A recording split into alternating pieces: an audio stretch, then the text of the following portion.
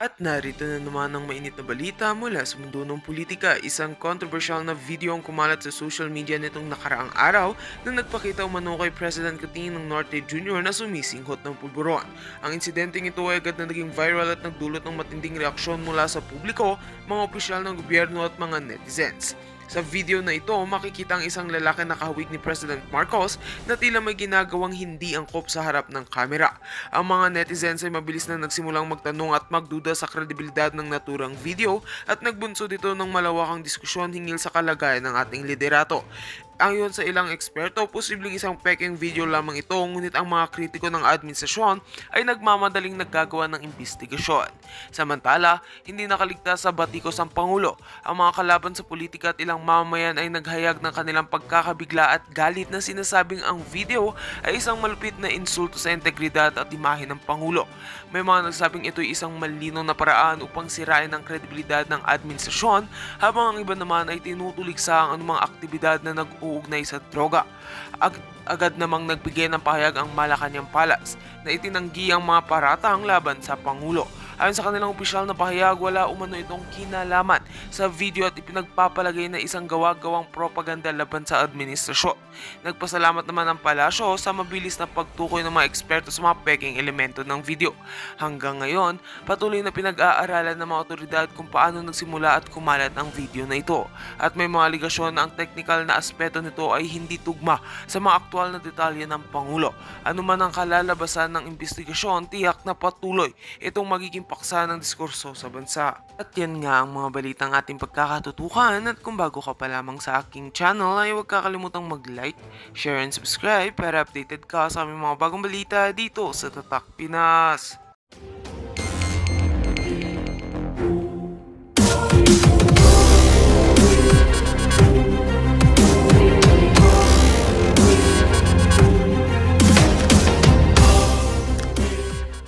Hirap, mga walang kakayanan sa pagdating ng apelyido. Kasi hindi naman natin matatawaran ng kakayanan ng PDP. Pero tinawag niyang suka. Bakit? Kasi ito po ay pagtingin ng, yung ginawa ni Marcos na yun ay pagtingin ng mga matataas na tao, na mga old families na mayayaman at may mga apelyido. Hindi po tinitingnan dito yung kakayanan mo, yung natapos mo, yung talino mo, yung pagtulong mo sa taong bayan. Hindi po. Para kay Marcos ang usapin dito, old family ka ba? Old rich kid ka ba? Galing ka ba sa pamilyang mayayaman? Ganyan po makatingin sa mabababa ang mga Marcos, sa mga mabababa sa tingin nilang apelyido. Kaya tinawag na Team Suka. Pero ito po ang gagamitin natin dahil po ang Pilipino, karamihan mahihirap. Huwag niyo pong iniinsulto. Kayong mayayaman, huwag niyo kaming iniinsulto. Wala kayo dyan kung hindi dahil din sa amin. Abangan nito. Ito, teaser po ng commercial na gagawin ng PDP. Marami pang kasunod nito. Pakinggan po natin. Pinabili ako ng suka at sinigurado kong suka ang aking pinili. Hindi droga! Ganda, no? Ang ganda, no? Simple lang, pero sa pool. Hindi bali nang pinabili ka ng suka. Huwag ka lang adik. Mayaman ka nga. Galing ka nga sa mayaman na pamilya. Galing ka sa mga politiko. Adik ka naman. Type nyo yon. Di ba? Type nyo yon na ang yayabang ninyo. Mayami kayong pera. Galing naman sa nakaw. Kilala nga ang inyong apelyido. Takot naman kayo magpa-drug test. Diba? Ano bang usapin natin dito? Ang boboto ba kayo ng isang tao dahil depende sa apelyido? Kahit adik? Boboto ba kayo ng isang apelyido na sikat kahit na magnanakaw? Boboto ba kayo ng isang apelyido na kahit walang nagawa, iboboto nyo pa rin? Anong gagawin yan? Di kukuhanin ulit yung pera ninyo, tapos mag-iipon, tapos sa susunod, tatakbo ulit. Ang tanong, may nagawa sa inyo? Wala. So dito na tayo. Para sa akin napakagandang halimbawa etong commercial na ito na di bali na kami pinabili ng suka. Hindi naman kami adik katulad ng iba dyan. Yun di ba? Sigurado. ang binili suka, hindi droga. Aanhin mo ang magandang apelyido. Halimbawa lang ito, gaya ng Marcos, pero adik naman. Hindi ko po sinasabing adik ka, Marcos. Kaya lang yan ang tingin ng taong bayan dahil yan ang sinasabi ng dating Pangulo na si PRRD. At yan din ang tingin ng iba dahil ayaw mo magpa-drug test, di ba? So doon na tayo. Oh, kayo ba gusto nyo ng pinapangunahan tayo ng adik tapos magkakaroon siya ng 12 senators? Doon sa 12 ng senator na yon, wala man lang nagsasabi kung adik si Marcos o hindi.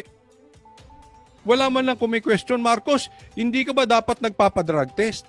So anong credibility nito mga 12 senators na to na hindi man lang nila matanong yung kanilang amo, yung kanilang boss? Hindi, ewan ko kung sa akin lang yun. Kayo tanungin ko, may credibility ba yung, pakisagot nyo kung may credibility. Meron, lagay nyo dyan, merong credibility. Walang credibility. May credibility ba? Itong mga katulad ng 12 senators ni Marcos na kanyang kinakampanya na wala man lang nagtatanong sa kanila, Oy Marcos, adik ka ba? Ba't hindi ka magpa-drug test? Tahimik sila, di ba? Bingi sila, Marcos, tama ba yung ginawa nyo sa Bicam? Kung nananahimik sila, anong credibility na itong mga 12 senators na kinakampanya niya? Wala man lang kung may question sa kanila. So anong gagawin niya pag nakaupo? Pag may ginawa si Marcos na kakabalaghan, asahan mo tahimik. May tahimik yan sa Bicam ngayon . Naalala nyo? Pumuyok ba yung mga yan? O nagbingi-bingihan, nagbulag-bulagan? Anong credibility ng mga kinakampanya ni Marcos na 12 senators kung ngayon pa lang ay hindi na nagsasalita? Pag nakaupo pa yan, kahit anong gawin ni Marcos, asahan nyo hindi magsasalita yan 12 senators na yan. Di ba? O, saan kayo? Boto nyo ang straight PDP kasi ang pagboto sa straight PDP ay pagsugpo sa mga kademonyohan na ginagawa ng magpinsang Marcos at Romualdez. Ay nako, next po tayo. Ito pag-usapan natin, medyo delikado ang kalagayan ni Marcos dito pag-usapan natin, si Marcos po ang nagsabi nito. Okay? Anong sabi niya?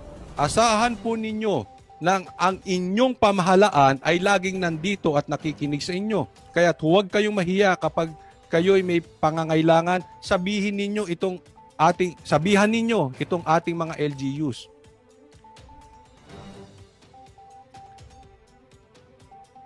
Ang ating mga kalihim ay hindi natutulog. Nako, delikado. Alam ko po yan dahil ako rin, hindi na po ako natutulog. Saka na tayo matulog. Marami pa tayong gagawin. Matindi Matindi itong sinabi ni Marcos na ito na wala pa silang tulog. Delikado yan, Marcos. Alam mo, pag sinabi nito, ito'y ginagawang katatawanan, pero ito'y kahit katatawanan. Marcos, bangag ka ba? Yan ay kailangan mo nang i-address. At yung sinasabi mo yung walang tulog, hindi po maganda yan. Akala mo masipag ka pag walang tulog? Hindi, kasi hindi ka makakagawa ng tamang trabaho. Tingnan mo, kung tama ang sinasabi mo, Marcos, wala kang tulog, tingnan mo yung mga pinagsasabi mo. Para kang adik. Tingnan mo yung mga pinagsasabi mo, laging sablay. Para kang bangag. Isa pong katangian ng walang tulog ay yung bangag. Hindi ko po kayo pinagbibintangan, Marcos Kaya lang, it's about time na yung pagdududa ng taong bayan ay patunayan mong mali or tama. Kaya nga, mga kababayan ko, wag natin kakalimutan na pagpatuloy natin ang panawagang magpa-drug test ni Marcos. Ngayon mismo, siya'y umaamin na wala siyang tulog. Delikado sa kalusugan yan. Hindi po ibig sabihin kasipagan yan. Katangahan po iyang ginagawa mo, Marcos. Walang tulog. Sinong nakakapagtrabaho ng maayos na walang tulog? Sasabihin mo, ikaw, hindi. Ang pangit ng trabaho mo. Baka kaya pangit ang trabaho mo, wala kang tulog. Tulog-tulog lang. Huwag ka masyado mag-take na multivitamins, lalo sa gabi. Kasi nakakaano yan. Hindi ka makakatulog talaga. Kaya, bawas-bawasan mo yung pag-take mo ng multivitamins o kung anumang drugs. Yung drugs yung nabibili sa Mercury Drugs, huwag mong masyado mag-take niya kasi hindi ka talaga makakatulog. Delikado. Delikado ang buhay mo dyan. Baka mapadali ka sana. Hindi, alam mo ito, wag na tayo maglokohan. Marami. Ako hindi sang-ayon sa ganyan. Pero maraming mga kababayan natin na dahil sa kagalit-galit kay Marcos, talagang gusto nilang ma-overdose na lang ito si Marcos. Kung ano man ang bisyo. Hindi kita pinagbibintangan Marcos pero yan po ang pulso ng bayan. Yan po ang puso ng bayan. Kung ano man ang iyong bisyo, sugal man, babae man, droga man, etc., sana ma-overdose ka doon. Bakit? Ang bisyo talaga, delikado. Kaya nga evil yan Kaya nga kademonyohan ng bisyo dahil pag nasobrahan ka dyan, tapos ka. Kahit anong bisyo, pag nasobrahan ka, patay ka. Iyan ang ine-expect ng maraming taong bayan. Ako, ayoko, Marcos. Ayoko. Ayokong mamatay ka sana. Ayoko po. Wag po sanang mamatay si Marcos agad-agad. Kaya lang delikado sa kalusugan yan. Napapansin din namin, medyo humingiwi ka na. Ayun sinasabi sa ng mga hingiwi ka na tapos, nangingitim na. Yung eye bags mo, laki-laki na. Diba? Tapos sinasabi nila, may bloating ka raw. Ang sabi nung iba, bloating daw ng droga yon. Hindi ko alam kasi never ako nakatikim ng droga. At lalaban ako kahit sa ang drug test. Pero, yun ang sabi nila, Marcos Kaya aalagaan mo yung kalusugan mo, kawawa naman ang mga anak mo. Kawawa naman si Romualdez kung ikaw ay papanaw. Paano kung pumanaw ka dahil hindi ka natulog? Paano na si Romualdez? Sa tingin mo, papansinin pa si Romualdez? Kaya lang naman nandyan si Romualdez dahil sa'yo. Diba? Paano na yung impeachment? Paano tatakbo yung impeachment kung pumanaw ka? Wala na magpapatakbo. Wala nang kukumpas kay speaker. Wala nang makikinig kay speaker. Wala nang kukumpas ng impeachment kung ikaw ay pumanaw. Kaya alagaan mo yung kalusugan mo Itulog-tulog din. Ako may tanong lang Tanong ko din sa ating mga kababayan. Sang-ayon ba kayo ng isang drug addiction ay walang tulog? Lalagay nyo lang sang-ayon. Hindi ako sang-ayon. Kasi hindi lahat ng droga ay walang tulog. Nagtatanong kasi wala po akong alam patungkol sa droga. Kaya nga lagi ko lang sinasabi, kung may dudang nagdodroga, drug test lang. Wag na natin pagtagalin pa. Diba? Ganun lang kasimple yun So tanong Marcos, ikaw ba ay handa magpa-drug test? Bakit ka hindi makatulog? Dahil sa trabaho. Bakit wala namang nangyayari sa Pilipinas? Diba? Anong pinagkakapuyatan mo? Hindi naman umaasenso ang Pilipinas. Nagugutom ang taong bayan. Ang trabaho, wala namang naidadagdag. Bagkos, nababawasan pa. Tumataas pa rin ang presyo. Diba? Gasolina, pataas. Even yung mga gulay, pataas ng pataas. Anong dahilan ng hindi mo pagtulog? Tanong lang yung Marcos. Sagutin din nyo sa mga manunood nito, anong dahilan ng hindi pagtulog nitong si President Marcos nyo? Sige, sagot lang kayo dyan sa comment section. Ito, pag-usapan natin ito si Marcos, pinagkaguluhan, muntik ng madapa. Talagang into it ang mga crowd kay Marcos. Tingnan nyo po Naaman si President I'm not gonna take much of your time because kay Balogyo ko, you are all excited to hear what he has to say para kanato tanan. I would just like excited daw para marinig si Marcos. Tingnan nyo kung excited yung taong bayan. To say, isagitra na to. Okay ra ba? BBM! BBM! BBM! Parang tanga lang. Di ba? Tingnan nyo, pag kami sa proclamation, pag kami sumigaw ng Duterte, talagang sigawan. Narinig nyo yung proclamation ni Pastor Kibuloy? Noong nag-proclamation kami, pag akyat ko pa lang ng stage, sigaw na ako, Duterte! Duterte! Naku naman, sigawan ng tao, grabe. Nung proclamation ng PDP, nung pagpasok pa lang ni PRRD, anong sigaw ng tao? Duterte! Talagang muntik magunaw yung Club Pilipino. Bakit? Sa lakas ng sigawan ng Duterte. Tingnan nyo kay Marcos, pinakilalat ng lahat. Wala pa nangyayari. Dunga ta BBM!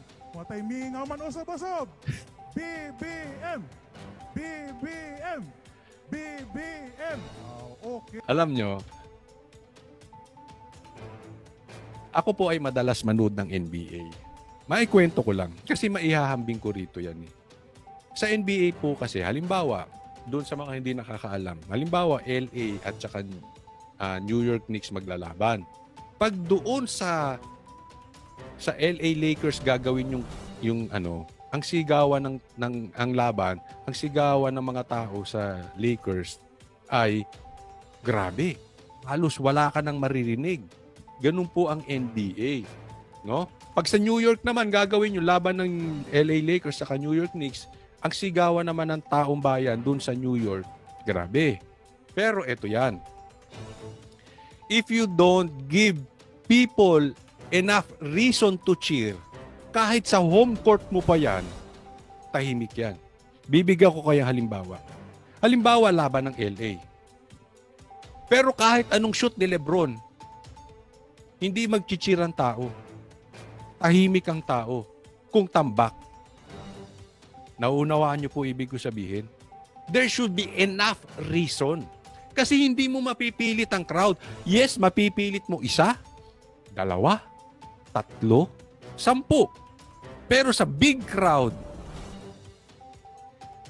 tahimik, kahit magsisigaw pa ang 10. You need at least 80-90% sumisigaw. Nag-cheer. And how can you do that na 80%, 90% nag-cheer? You give them enough reason to cheer. Merong sapat na dahilan para i-cheer ka nila. Kung walang sapat na dahilan, kahit home court mo yan, hindi ka i-cheer ng tao. Hindi mo kayang pilitin 80%, 90% of the crowd to cheer for you. Ganyan na nangyayari ngayon dyan. Kitang-kita po natin, the people has nakailang sorties na po si BBM. Walang nakikinig. Walang sigawan. Kakaway-kaway si BBM, walang pumapansin. Parang hindi presidente. Parang siya ang pinabili ng suka. Para siya lang yung pinabili ng droga. Dumaan. Parang hindi. Yung iba hindi man lang siya tingnan. Why? They have no enough reason to cheer. Wala silang sapat na dahilan para i-cheer ka, Marcos. Gawin mo yan kay PRRD. Dumadaan pa lang. Alisin mo security, ay dinumog yan si PRRD. Na-experience ko yan kay Isko. Pumasok sa mall, muntik akong malaglag sa escalator. Pag kumaway yan, yung kunwari kita mo sa 4th, 3rd, 2nd, ground floor, lahat yan nagsisigawan. Si Marcos kumaway. Yung 4th, yung floors, walang sumisigaw. Alam na ni Marcos yung kalagayan niyang totoo. Maybe they are faking it outside the media para maipanalo niya yung mga senador niya. But deep inside, alam nila, ayaw sa kanila ng tao. Diba? Parang manliligaw yan eh. Kahit bigyan mo ng bigyan ng regalo ang isang tao na nililigawan mo, ramdam mo kung ayaw talaga sa'yo ng tao. Yes, magti-thank you yan. Yes, of course, tatanggapin niya ang regalo. Pero alam mo sa sarili mo, delikado ka. Pag naligawan niya ng pogi, tapos ka. Di ba? Real talk po. Same thing dito. Kahit anong ligaw ni Marcos, kahit anong spin nila sa media, alam niya sa sarili niya, lubog siya. Pag naligawan niya ng Duterte, tapos sila. That's why dire-diretso ang paninira sa Duterte. And they know it. Yun ang masakit dyan. Alam nila. Pag alam nilang mahina na sila, they will increase more their effort na talagang wala ng Duterte or wala ng BP Sarang makakatakbo because they cannot compete on that level. Alam nila, talo talaga sila. Kaya naman, hindi na nila hahayaang magkaroon ng competition. Eliminate. Iyan ang ginagawa kay BP Sara because they know na wala sila sa kalahati pag naglaban si BP Sara at ang Team Marcos. It's just like night and day. Masyadong malayo ang comparison. So, how can they win? Eliminate BP Sara. Hey, press from OK na duta, the Negros Oriental The entire people of Negros Oriental truly loves you. No, the entire people of Negros Oriental, truly loves you. Oh, anong reaction ng Negros Oriental? Let's work together for helping the province and the whole country. Thank you so much, Press. Thank you kanino tanan, and maayong hapon. Maraming salamat po. Parang wala lang, oh. Naaman si Nakita nyo President. yung dulo? Hapon. Maraming salamat. Oh, parang wala lang. Baka yung nakaupo sa harap, pulis pa yan. Naalala niyo yung pulis, pinagsuot ng pula sa proclamation. Ako, duda ako yung mga nakaupo dyan, baka pulis pa, yung mga nakapula. Baka pulis yan, inutusan lang ni Marcos. Ganyan po kaluser sila Marcos. Kaya nga naman, eto papakita ko sa'yo, isang patunay na talaga namang mahinang-mahina na ang Marcos. Eto, tingnan po ninyo, ha? Okay? Sariling FB post ni PBBM. Yan yung sinasabi ko sa inyo. Kahit home court advantage, kahit gawin, halimbawa sa Lakers mismo, yung laban, or sa New York mismo, kung tambak naman, hindi mag-cheer ang taong bayan sa'yo. Hindi mag-cheer yung mga crowd nyo dyan sa state nyo. Bakit? Tambak eh. Okay? Same thing here. Sariling FB post ni Marcos, nakatanggap ng mahigit 700,000 counting emoji. Isipin mo, sa post ni Marcos, 700,000 ang pinagtatawanan siya. 15,000 lang nag-like. Pag nilagay mo yan sa crowd, halimbawa, ang tao sa crowd ay 715,000 people. 715 persons ang nakaupo sa crowd at nagsalita si Marcos. Hindi mo madidinig yung nag-15,000 na likes. Ang magdidinig mo dyan, boo. Pinagtatawanan siya. Sinisigaw Duterte. Kahit na sabihin natin, sa Lawag mo pa gawin yan o sa Ilocos. Naiintindihan? Same thing dito. Crowd niya yan, ha? We are talking here of hindi yan nilabas sa SMNI. Hindi SMNI yan, ha? Sabi, syempre, pag SMNI, mga Duterte yun. Hindi. Post niya mismo sa sarili niyang Facebook. Ang sakit niyan. Isipin mo, post sa sarili mong Facebook. Ayaw sa'yo ng tao. 700,000 compared sa 15,000 likes. Masakit yan. Why? It's not even close. Para sa akin, alam mo kung anong totoong survey? This is the real survey. Ito ang totoong survey. Nagsalita ang taong bayan sa sariling Facebook page ni Marcos. Di ba? Alam mo kung ako tatanungin, it's really about time na ang Facebook or ang ibang social media maglagay na ng ngiwi. Ganon. Ngiwi na na emojis. Palagay ko mas marami. Hindi lang 700,000 ang tatawa. Baka 5 million nakangiwi na emoji. Oo. Mas alam mo, suggestion lang Facebook, mas dadami ang inyong ang activities, ang engagement ng inyong political Facebook pag may ngiwi. Di, totoo yan. Ako naniniwala ako, with all my heart, hindi lang 700,000 yan. 5 million. 5 million ang ngingiwi na emojis dyan. Pero seriously, sang-ayon ba kayo sa akin na dapat ng pag-usapan ito? Suggest nyo, Facebook, maglagay ka ng FB, maglagay nyo dyan sa comment section. FB, maglagay na kayo ng ngiwi emoji. Mas malakas sa engagement. Sige, lagay nyo dyan, ha. Yung sang-ayon sa akin, lagay nyo dyan. FB, wag nyo lang buuin yung Facebook. Baka kasi ayaw ni YouTube yan. Hindi isi-share. Lagay nyo lang dyan, FB.